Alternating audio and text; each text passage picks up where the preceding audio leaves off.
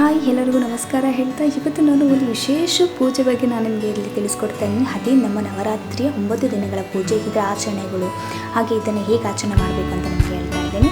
So ಇದು ವಿಶೇಷವಾಗಿ ಎಲ್ಲಿ ಮಾಡ್ತಿದ್ದೀವಿ ಅಂತಂದರೆ ಉತ್ತರ ಕರ್ನಾಟಕ ಮಂದಿ ತುಂಬ ಚೆನ್ನಾಗಿ ಈ ಹಬ್ಬದ ಆಚರಣೆಗಳನ್ನು ಚೆನ್ನಾಗಿ ಮಾಡ್ತಾರೆ.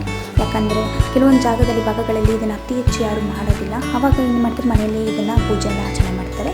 ಹಾಗಾಗಿ ಇದು ಮೇನಾಗಿ 9 ದಿನಗಳ ಕಾಲ ಮಾಡುವಂಥ ಒಂದು ವ್ರತ ಆಗಿರುತ್ತೆ. ಸೊ ಈ ವ್ರತಕ್ಕೆ ಸಮಯ ಅಂತ ಬೇಕಾಗಿರುತ್ತಲ್ಲ, ಸೊ ಯಾವುದೇ ಕಾರಣಕ್ಕೂ ನೀವು 12 ಗಂಟೆ ಆಯಿತು ಬೆಳಗಿನ ಜಾವ ಅಂತ ಯಾವುದೇ ಕಾರಣಕ್ಕೂ ಮಾಡಬೇಡಿ. 4:30ರಿಂದ 6:30 ತನಕ ಟೈಮ್ ಇರುತ್ತೆ. ಸೊ ಅದರೊಳಗಡೆ ಸೂರ್ಯಾಸ್ತದ ಒಳಗಡೆ ನೀವು ಈ ಪೂಜೆ ಮುಗಿಸ್ಬೋದು. ಬ್ರಾಹ್ಮಿ ಮುಹೂರ್ತದಲ್ಲಿ ಮಾಡೋದ್ರಿಂದ ಇನ್ನೂ ತುಂಬ ಒಳ್ಳೆಯದು. ಹಾಗೆ ಮೊದಲನೇದಾಗಿ ಈ ಬನ್ನಿ ಮರವನ್ನು ಶಮಿ ವೃಕ್ಷ ಎಂದು ಕರೆಯುತ್ತಾರೆ. ಈ ಬನ್ನಿ ಮರಕ್ಕೆ ಅದದೇ ಆದಂತಹ ಪುರಾಣದಲ್ಲಿ ಒಂದು ಕಥೆಗಳು ಇದೆ. ಹಾಗೆ ಒಂದು ಕಥೆಗಳಲ್ಲಿ ನಾನು ಒಂದು ಕಥೆಗಳನ್ನು ಹೇಳೋದಕ್ಕೆ ಇಷ್ಟಪಡ್ತೀನಿ. ಇದರ ಒಂದು ಪ್ರಾಮುಖ್ಯತೆ ಏನಪ್ಪ ಅಂದರೆ, ಪಾಂಡವರು ವನವಾಸಕ್ಕೆ ಹೋದಾಗ ತಮ್ಮ ಆಯುಧಗಳನ್ನು ಬನ್ನಿ ಮರದಲ್ಲಿ ಅಡವಿಟ್ಟು ಮರಳಿ ಬಂದು ಅದೇ ಶಸ್ತ್ರಗಳನ್ನು ತೆಗೆದುಕೊಂಡು ಕೌರವರೊಂದಿಗೆ ಮೊದಲನೇ ಯುದ್ಧ ಮಾಡಿ ಇವರು ಜಯಶಾಲಿಗಳಾಗ್ತಾರೆ. ಸೊ ಇದೇ ರೀತಿಗಳಲ್ಲಿ ಪುರಾಣ ಹೇಳುತ್ತೆ. ಈ ಮರದ ಬಗ್ಗೆ ಒಂದು ಇತಿಹಾಸಗಳು ಇದೆ.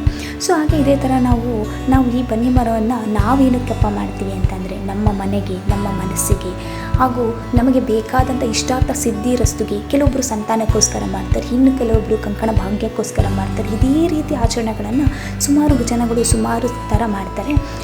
ಸೊ ಇದಕ್ಕೆ ಬೇಕಾದಂತಹ ಪೂಜಾ ಸಾಮಗ್ರಿಗಳನ್ನು ನಾವು ಮೊದಲನೇ ರಾತ್ರಿಯ ಸಿದ್ಧತೆಗಳನ್ನು ಮಾಡ್ಕೊಳ್ಳಬಹುದು.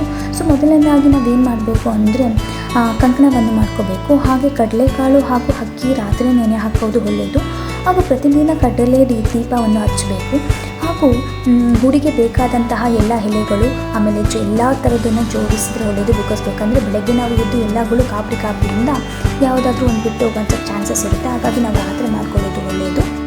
ಸೊ ಬೆಳಗ್ಗೆ ಎದ್ದು ಹೋಗುವಾಗ ನಾವು ಪೂಜೆ ಹೋಗಬೇಕಾದ್ರೆ ಒಂದು ಬಿಂದಿಗೆ ನೀರನ್ನು ತೆಗೆದುಕೊಂಡು ಹೋಗಿ, ಅದು ಬನ್ನಿ ಮರಕ್ಕೆ ನಮ್ಮ ಕೈ ಸ್ಪರ್ಶ ಆಗೋ ಥರ ನೀರನ್ನು ಹಾಕಿ ಅದನ್ನು ಸ್ವಲ್ಪ ಉಜ್ಜಿ, ನಂತರ ನಾವು ಕಂಕಣವನ್ನು ಕಟ್ಟಿ, ನಾವು ಸಹ ಕಂಕಣವನ್ನು ಕಟ್ಕೊಂಡು ಸ್ವಲ್ಪ ಅಕ್ಕಪಕ್ಕದಲ್ಲಿರೋರಿಗೂ ಕೂಡ ಕಂಕಣ ಕಟ್ಟಿ, ತದನಂತರ ದೀಪವನ್ನು ಹಚ್ಚಿ ಪೂಜೆಯನ್ನು ಪ್ರಾರಂಭಿಸಬೇಕು.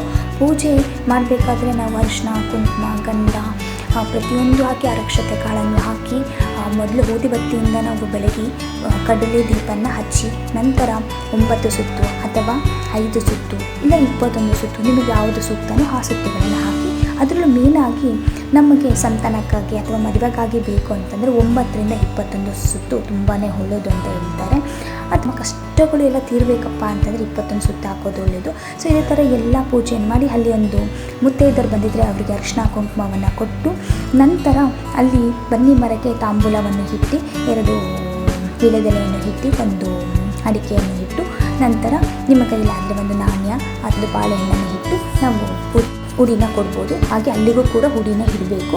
ಸೊ ಅದಾದಮೇಲೆ ನೆಕ್ಸ್ಟು ನಾವೇನು ಮಾಡಬೇಕು, ಈ ಪೂಜೆನ ಈ ಥರ ಡೈಲಿ 9 ದಿನಗಳ ಕಾಲ ಇದೇ ಥರ ಮಾಡ್ಕೋಬೇಕು. ಆದರೆ ಕೊನೆಯ ದಿನ ತುಂಬ ವಿಶೇಷವಾಗಿರುತ್ತೆ. ಅಲ್ಲಿ ನಾವೇನು ಮಾಡ್ತೀವಿ ಅಂತಂದರೆ, ಹೋಳಿಗೆ ಅಥವಾ ಕಡುಬು ಈ ಥರ ಪದಾರ್ಥಗಳನ್ನು ಮಾಡಿಕೊಂಡು, ಅದ್ರ ಜೊತೆಗೆ ಸೀರೆ, ನಮ್ಮ ಕೈಲಾದರೆ ಸೀರೆ ತೊಗೊಳ್ಳಿ, ಕೈಯಕ್ಕೆ ಆಗಲಿಲ್ಲಪ್ಪ ಅಂತಂದರೆ ಬ್ಲೌಸ್ ಪೀಸ್ ಇರುತ್ತೆ. ಸೊ ಬ್ಲೌಸ್ ಪೀಸ್ನ ತೊಗೊಂಡೋಗಿ ನಾವು ಮರಕ್ಕೆ ಉಡಿಸಿ, ಆಮೇಲೆ ನಂತರ ಯಾವಾಗಲೂ ಯಾವ ಥರ ಪೂಜೆ ಮಾಡ್ತೀವಿ ಅದೇ ಥರ ಸೇಮ್ ಪೂಜೆ ಮಾಡಿ 5 ಮುತ್ತೈದೆಯರಿಗೆ ನಾವು ಅರಿಶಿನ ಕುಂಕುಮ ಕೊಟ್ಟು ಉಡಿ ತುಂಬಿ ಮನೆಗೆ ಬರೋದು ತುಂಬ ಒಳ್ಳೆಯದು. ಸೊ ನಂತರ ಮನೆಗೆ ಬಂದ ನಂತರ ಇದೇ ರೀತಿ ನೀವು 9 ದಿನಗಳ ಕಾಲ ಮಾಡಿ ನೀವೇನು ಮಾಡಬೇಕು, ಅಲ್ಲಿ ಸಿಕ್ಕಿದ್ರೆ ಒಂದು ಬನ್ನಿ ಪತ್ರಿನ ತೊಗೊಂಬಂದು ಮನೆಯಲ್ಲಿ ಡೈಲಿ ಇಟ್ಟು ಪೂಜೆ ಮಾಡ್ತಾ ಇರಬೇಕು. 9 ದಿನಗಳ ಆದಮೇಲೆ ಏನು ಮಾಡ್ತೀರಾ ಅಂದರೆ, ಅದನ್ನು ನೀವು ನಿಮ್ಮ ಪರ್ಸ್ಗಳಲ್ಲಿ ಇಟ್ಕೊಳ್ಳೋದು ತುಂಬ ಒಳ್ಳೆಯದಾಗುತ್ತೆ. ಸೊ ಬನ್ನಿ ಮುಡಿದ ನಂತರ ನಿಮಗೆ ಪತ್ರಿ ಸಿಗುತ್ತಲ್ಲ, ಸೊ ಅದನ್ನು ಆರತಿ ಮಾಡಿ, ನಾನು ಇಷ್ಟು ದಿನ ಮಾಡಿದ ಪೂಜೆಗೆ ನೀನು ಫಲ ಕೊಡಪ್ಪ ಅಂತ ಕೇಳಿಕೊಂಡು, ನೆಕ್ಸ್ಟ್ ಹಿರಿಯರ ಆಶೀರ್ವಾದವನ್ನು ತಗೋಬೇಕು. ಹಿರಿಯರ ಆಶೀರ್ವಾದ ತಗೋಬೇಕಾದ್ರೆ ಒಂದು ಹೇಳ್ತಾರೆ, ಒಂದು ವಾಡಿಕೆ ಇದೆ, ಬನ್ನಿ ಬಂಗಾರವಾಗಲಿ. ಸೊ ನಮ್ಮ ಮನಸ್ಸಲ್ಲಿ ಇದು ತುಂಬ ಯಾವಾಗಲೂ ಇರಬೇಕು. ಯಾರಿಗಾದ್ರೂ ಒಂದು ಬನ್ನಿ ಕೊಡ್ತೀನಿ ಅಂದರೆ ಬಂಗಾರ ಅಂದರೆ ಒಂದು ಬನ್ನಿನ ಒಂದು ಬಂಗಾರಕ್ಕೆ ಇಷ್ಟು ಚೆನ್ನಾಗಿ ಹೋಲನೆ ಮಾಡಿರ್ತಾರೆ. ಸೊ ಇದೇ ಥರ ನಾವು ಬನ್ನಿ ಬಂಗಾರವಾಗಲಿ ಅಂತ ಅವರಿಗೂ ಹರಿಸ್ತಾ, ನಮ್ಮ ಜೀವನವೂ ಕೂಡ ಬಂಗಾರವಾಗಿರಲಿ ಅಂತ ಹೇಳ್ಬಿಟ್ಟು ದೇವ್ರ ಹತ್ರ ಕೇಳ್ಕೊತಾ ಇಷ್ಟು ನಾವು ಸಿಂಪಲ್ಲಾಗಿ ಪೂಜೆಯನ್ನು ಮಾಡ್ಬೋದು. ಸೊ ಇದೇ ಥರ ವಿಡಿಯೋಗೆ ಪ್ಲೀಸ್ ನನ್ನ ಫಾಲೋ ಮಾಡಿ. ಜೈ ಕೇರ್, ಬಾಯ್.